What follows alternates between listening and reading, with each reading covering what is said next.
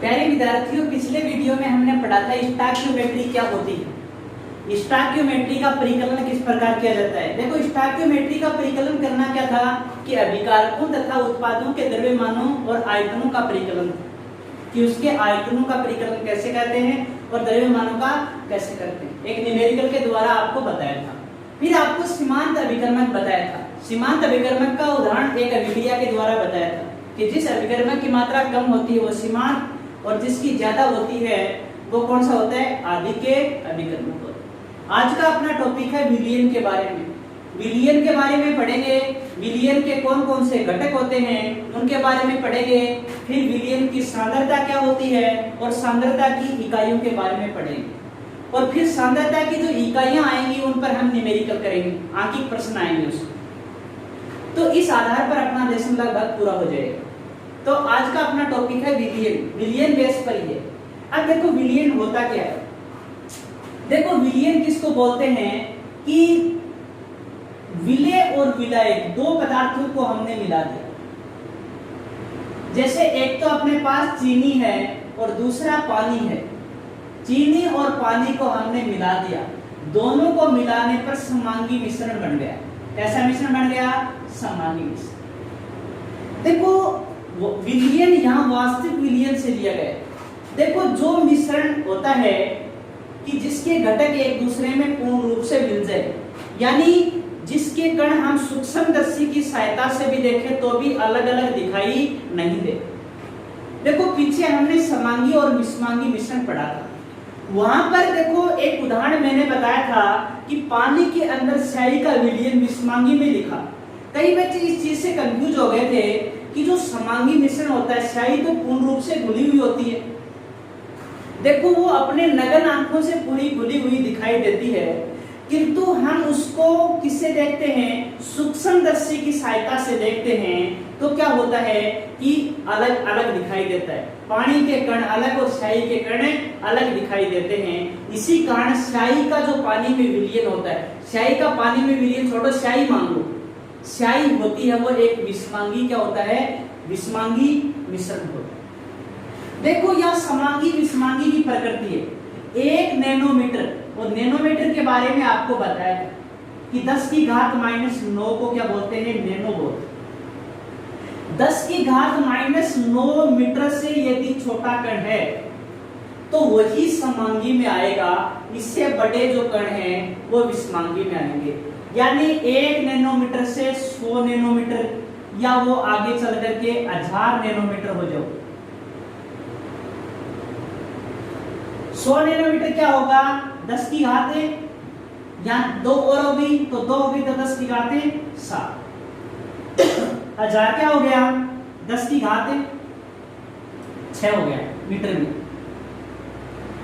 यानी हमें यहाँ समांगी पर लेके चलना है। समांगी मिश्रण हम उस मिश्रण को कहेंगे जो क्या होगा, जिसके कणों का आकार बहुत छोटा हो और उन कणों को हम नग्न आंखों से भी नहीं देख सकते।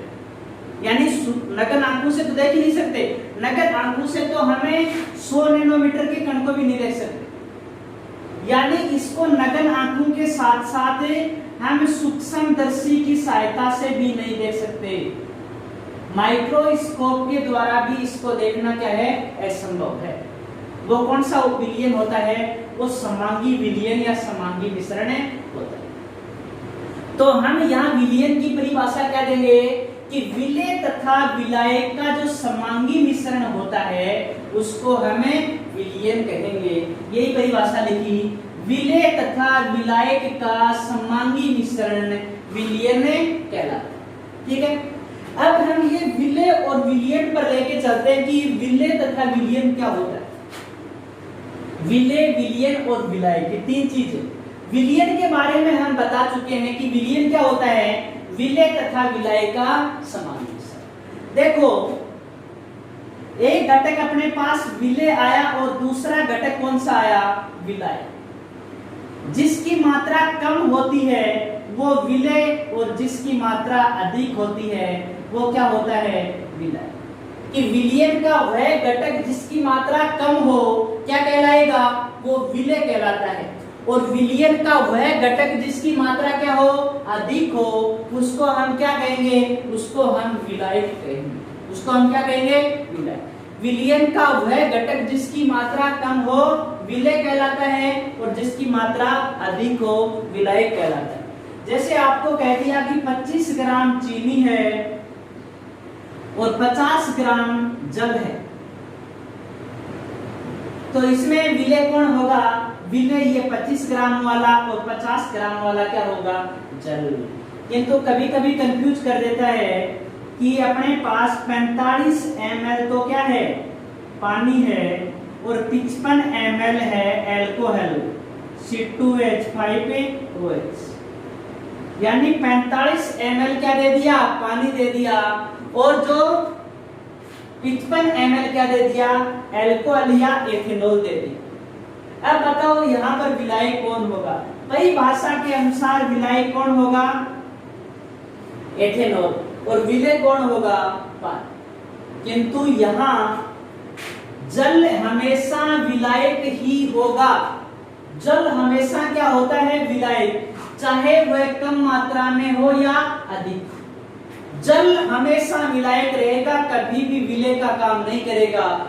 जल आने पर हम कम और ज्यादा नहीं देखेंगे।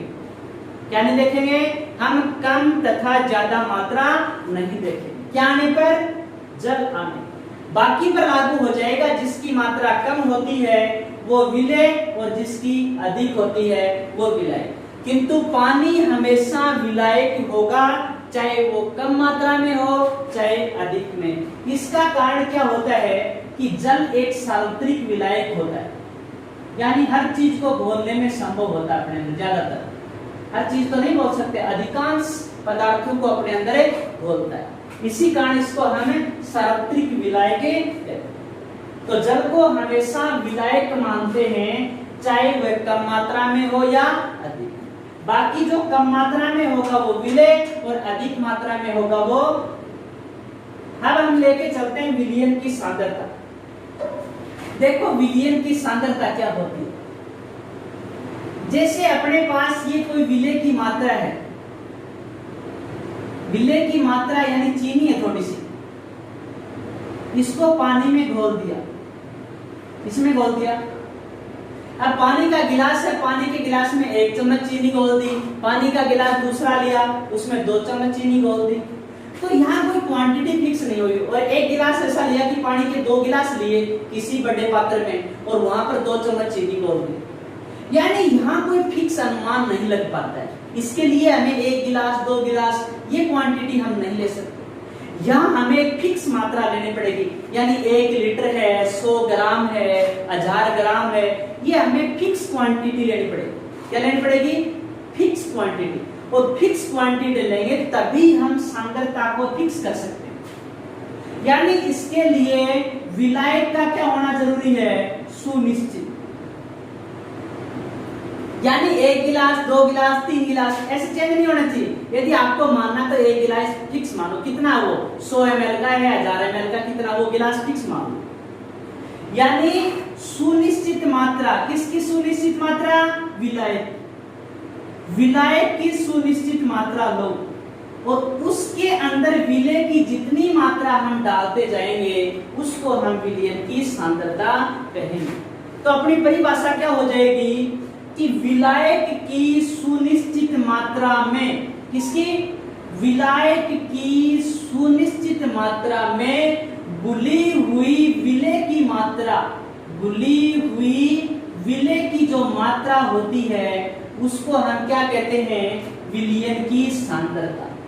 विलयन की सांद्रता क्या होगी कि विलायक की सुनिश्चित मात्रा में, यानी फिक्स मात्रा हो विलायक की, यानी 1 लीटर हो या 1 केजी हो, 1000 ml हो, 500 ml हो, 100 ml हो, फिक्स मात्रा होनी चाहिए। कि विलायक की सुनिश्चित मात्रा में घुली हुई विलेय की मात्रा क्या कहलाती है, विलयन की सांद्रता। अब हम सांद्रता की इकाइयां पढ़ते हैं कि सांद्रता की क्या यूनिट है। देखो सांद्रता की 2 प्रकार की यूनिट होती है। एक तो गुणात्मक होती है, गुणात्मक का अर्थ ये होता है कि विलेय कम घुला हुआ है या ज्यादा। यदि कम घुला हुआ है तो तनु और ज्यादा घुला हुआ है तो सांद्र। अब बताओ, इस स्थिति में भ्रम उत्पन्न हो जाता है। एक पानी का गिलास लिया, उसमें 1 चम्मच चीनी घोली, और दूसरा पानी का गिलास लिया, उसमें 5 चम्मच चीनी घोली। तो बताओ ज्यादा मात्रा किसमें? 5 वालों में ज्यादा है और 1 वाले में क्या है? कम। अब हमने दूसरा प्रोसीजर अपनाया कि एक बड़े गिलास लिए, एक में तो 50 चम्मच चीनी घोल दी और एक में 15 चम्मच चीनी घोल दी। अब बताओ, पहले 5 चम्मच वाला सांद्र हो रहा था और अब 15 चम्मच वाला भी क्या हो रहा है? तनु हो रहा है। किसकी तुलना में? 50 वाले की तुलना। तो यहाँ भ्रम उत्पन्न हो गया, अनुमान लगाना कठिन हो जाता है। तो इन इकाइयों को हम काम में नहीं लेते हैं। तो सांद्रता की कौन सी इकाइयां काम में लेती हैं? सांद्रता की जो इकाइयां काम में ली जाती हैं, तो कौन सी इकाइयां काम में ली जाती हैं? मात्रात्मक इकाइयां काम में ली जाती हैं। यानी विलायक की मात्रा होनी चाहिए, कम और ज्यादा से काम नहीं चलेगा कि कितना कम है कितना ज्यादा। मात्रा हो फिक्स, 100 ग्राम है, 50 है, 30 है, 40 है, कुछ है, मात्रा फिक्स हो, उनको हम मात्रात्मक इकाइयां कहते हैं। मात्रात्मक इकाइयों में सबसे पहले अपना द्रव्यमान प्रतिशत। सबसे पहले क्या लेंगे? द्रव्यमान प्रतिशत। देखो द्रव्यमान प्रतिशत क्या होता है। द्रव्यमान प्रतिशत को देखो कि प्रतिशत का अर्थ होता है 100, कि 100 ग्राम क्या ले लिया हमने? 100 ग्राम विलयन ले लिया और 100 ग्राम विलयन में विलेय को घोल दिया, किंतु विलेय की मात्रा भी किसमें होनी चाहिए? ग्राम। उसको हम कहेंगे प्रतिशत। कौन सा प्रतिशत? द्रव्यमान प्रतिशत। इसको W/W से दर्शाते हैं। किससे दर्शाते हैं? W/W से। परिभाषा देंगे तो क्या देंगे कि 100 ग्राम विलयन में उपस्थित, क्या देंगे कि 100 ग्राम विलयन में कितना विलेय ग्राम में घुला हुआ है। यानी 100 ग्राम विलयन में उपस्थित विलेय की ग्राम में मात्रा, क्या कहेंगे? 100 ग्राम विलयन में उपस्थित विलेय की जो ग्राम में मात्रा होती है उसको हम द्रव्यमान प्रतिशत। प्रतिशत कैसे निकालते हैं? देखो, आपके कोई भी नंबर आते हैं, उनके प्रतिशत निकालने होते हैं तो क्या लेते हैं? खुद के द्रव्यमान। खुद यहाँ विलेय है तो विलेय का द्रव्यमान, विलायक का भी निकाल सकते हैं, गुणा क्या होगा? 100 और भाग में कुल, यानी कुल क्या है? विलेय प्लस विलायक, यानी विलयन का द्रव्यमान। अपना द्रव्यमान प्रतिशत का सूत्र क्या हुआ? विलेय का द्रव्यमान गुणा 100 भाग में विलयन का द्रव्यमान। जैसे आपके 600 नंबर का पूर्णांक है और उसमें आपको 500 नंबर आए तो कैसे निकालते हैं? खुद के कितने नंबर आए, टोटल कितने नंबर और गुणा 100। वही तरीका है। जैसे एक नॉर्मल वे में बताऊं आपको कह दिया कि 10% ग्लूकोज का जलीय विलयन, क्या कह दिया आपको कि 10% ग्लूकोज का जलीय विलयन, इसका अर्थ क्या होगा? तो इसका अर्थ होगा कि ग्लूकोज कितनी है? 10 ग्राम है और जो 90 ग्राम बच गया वो क्या है? पानी। देखो ये सूत्र लिखा, विलेय का द्रव्यमान गुणा 100 बटे विलयन का द्रव्यमान, यानी विलयन क्या हुआ? विलेय प्लस विलायक। विलेय का द्रव्यमान गुणा 100 बटे विलयन का द्रव्यमान। 10% ग्लूकोज का जलीय विलयन, इसका अर्थ हुआ कि 10 ग्राम क्या है? ग्लूकोज है और 90 ग्राम क्या है? पानी। अब हम मोलरता को लेके चलते। मोलरता से पहले हमें मोल के बारे में पता होना चाहिए कि मोल क्या है। मोल आपको मोल संकल्पना में बताया था कि किसी पदार्थ का परमाणु द्रव्यमान के बराबर भार, या अणु है तो आणविक द्रव्यमान के बराबर जो भार है उसको हम क्या, उसका एक मोल होता है। मोल ज्ञात करने का सूत्र क्या था? द्रव्यमान बटे मोलर द्रव्यमान, यानी दिया गया द्रव्यमान किसका है? तो यहाँ विलेय का द्रव्यमान बटे मोलर द्रव्यमान हो जाएगा। तो देखो मोलरता की परिभाषा लेके चलते हैं कि मोलरता होती क्या है। मोलरता को हम कैपिटल M से दर्शाते हैं, यानी विलेय के जो मोल हैं विलय के मोल, वहां विलय की ग्राम में मात्रा थी, विलय के मोल हैं वो विलियन में घुले हुए हैं, इसमें घुले हुए हों विलियन में, किंतु विलियन क्या हो, विलियन 1000 ml या 1 लीटर हो, ये भी शर्त होनी चाहिए। यानी परिभाषा में कहेंगे तो क्या कहेंगे कि 1 लीटर विलियन में उपस्थित, किसमें 1 लीटर या 1000 ml विलियन में उपस्थित विलय के मोलों की संख्या, या ये कह सकते हैं कि 1 लीटर या 1000 ml विलियन में घुले हुए विलय के मोलों की संख्या क्या कहलाती है, मोलर। मोलरता किसको कहेंगे कि 1 लीटर या 1000 ml विलियन में घुले हुए विलय के मोलों की संख्या को मोलरता कहते हैं। इसे कैपिटल एम से दर्शाते हैं, किससे दर्शाते हैं, कैपिटल एम से। अब देखो सूत्र क्या होगा, इसका सूत्र होगा मोलरता बराबर कर देता, मोलरता बराबर, देखो लिखा हुआ सूत्र में, एक बार बता देता हूं आपको, पहले यहाँ लिखा हुआ बाद में बता दें। मोलरता बराबर होगा कि विलय के मोल हैं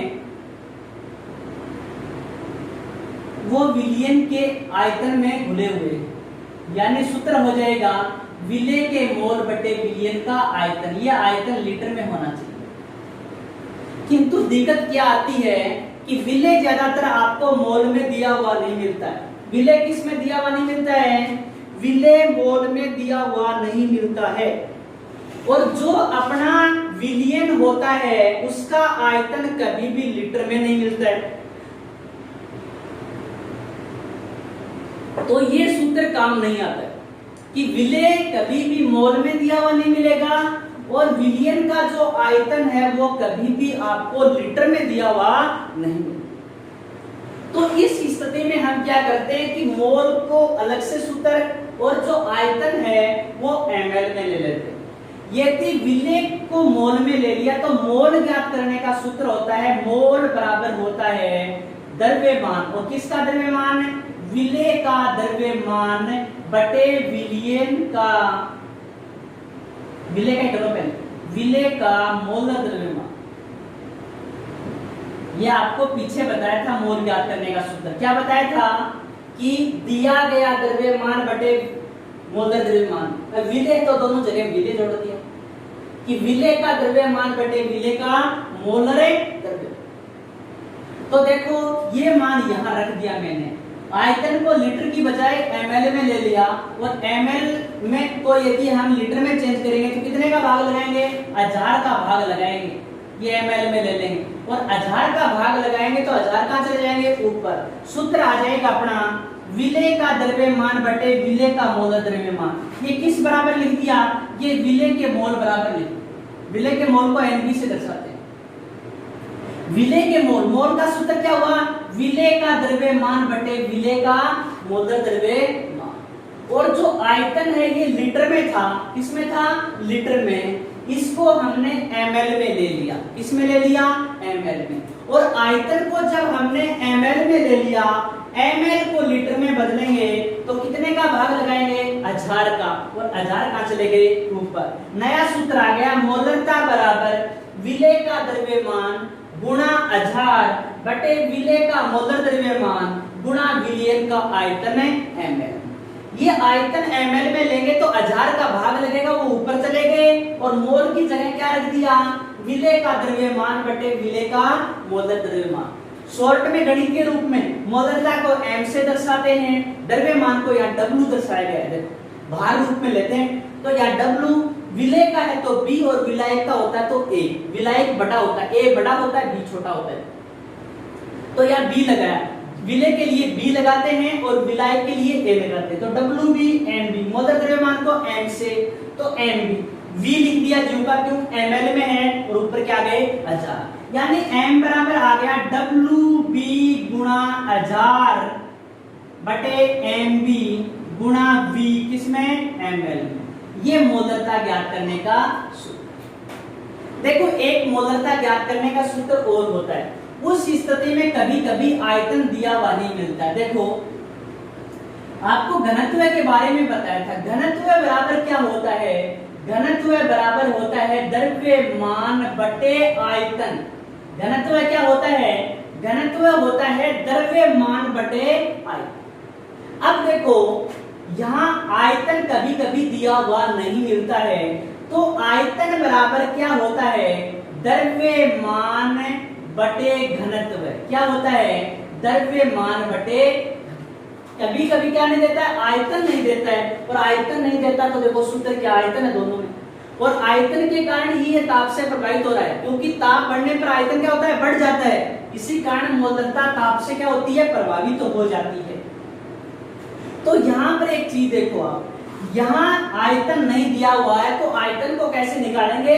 कि द्रव्यमान बटे घनत्व। तो देखो एक सूत्र में लिख देता हूं, अपना सूत्र लिख देता हूं, मोलरता बराबर, क्या लिख देता हूं? मोलरता बराबर विलेय का द्रव्यमान तो दिया हुआ मिलेगा, शॉर्ट में लिख दो विलेय का द्रव्यमान, ये तो दिया हुआ मिलेगा, विलेय का द्रव्यमान दिया हुआ मिलेगा। ये 1000 है, इसमें भी कोई दिक्कत नहीं है, ये भी दिया हुआ मिलेगा।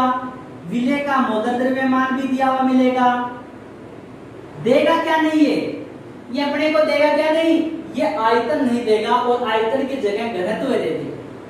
तो देखो द्रव्यमान हमेशा प्रतिशत में लिया जाता है। किस में लिया जाता है? प्रतिशत में। प्रतिशत का अर्थ होता है 100। क्या होता है?